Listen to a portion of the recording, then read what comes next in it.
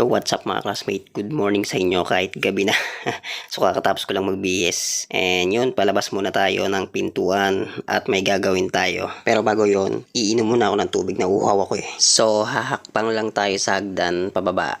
Ayan. And finally, andito na tayo sa baba. Nakikita sa salamin yung nanay ko. Nauhaw lang ako, inom lang ako ng konting tubig. Kasi may gagawin tayo pagkatapos nito. Sarap ng pag-inom. So, kukunin lang natin yung basahan. Ay, mamaya pa pala yun. Magwawalis muna ako sa taas.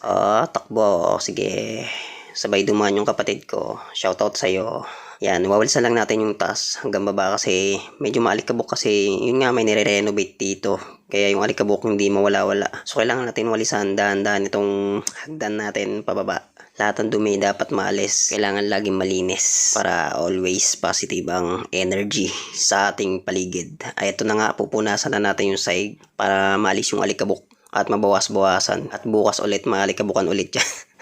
Hindi pa kasi tapos ayusin or i-renovate yung dito sa taas ng kwarto namin. Pati yung sa baba ng kusina, malapit sa pagkainan. So, yan, punas-punas lang tayo hanggang matanggal yung alikabok. Mula taas hanggang pababa, spaghetti pababa, pababa ng pababa. Ayan, sige lang, punas hanggang baba. Sige pa, punas pa hanggang baba. May masabi lang sa video hanggang matapos ang video. Stay tuned hanggang dulo para makita nyo lahat kung paano ko pinupunasan ang hagdan hanggang matapos. Kitang-kita yung paa ko. Yan, halos lahat talaga ng hagdan pinunasan natin. I mean yung stair steps ng hagdan. So, syempre, hugas muna tayo ng kamay para maalis yung bakterya, para malinis yung kamay natin, para mamaya pag nag-dinner tayo, malinis ang ating kamay, di ba? Hugas, sabon, at balaw. Hehehe. So, yan, babalawan natin na maigi ang ating kamay para talagang maalis yung sabon. Then, papagpagan lang natin ang ating kamay. Yan. Alright. So, ito nga pala yung kapatid ko na sa camera. Shout out ulit sa'yo. Ayun ang kanyang anak nasa tabi niya. Medyo namamaga kasi yung mata niya kaya naiya siya. Naiya siya ipakita ang kanyang kapugian na kinang. Yan ang kanyang baby, anak niya, si Zia. Shout out sa'yo, Zia. Hehehehehe. So ito na nga, problemado tayo ngayon. Hindi natin alam kung iiyak ba tayo o sasayaw dito sa TikTok. Napa-TikTok tayo eh. Ang kulit ng filter ng TikTok eh no.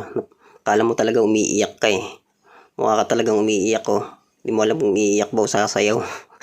So ito nga pala yung sa taas ng kwarto. Ito yung nire-renovate. Hindi pa siya tapos kaya medyo matagal-tagal pa to. Kaya yung kalat sa bahay namin hindi matapos-tapos. Laging kalat yung bahay namin tsaka maalikabok. So ito naman yung sa baba malapit sa pinagkainan. Itong nire-renovate din. So hindi talaga maiiwasan yung alikabok. Kaya is mode hanggang matapos ito. Araw-araw tayo maglilinis ng alikabok. So food tripin lang natin muna to.